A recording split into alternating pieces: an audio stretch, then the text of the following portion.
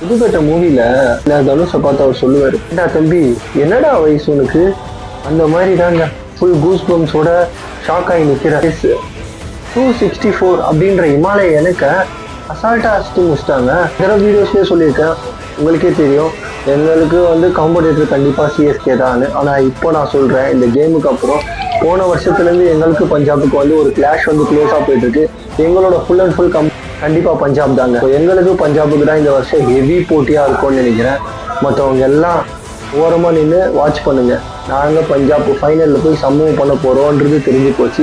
And KL ராகுல் உண்மையிலே அந்த innings hats off to him also. He played a fantastic innings. But second time அவர் நல்லா ஆடி மறுபடியும் டெல்லி தோற்றுருக்கு.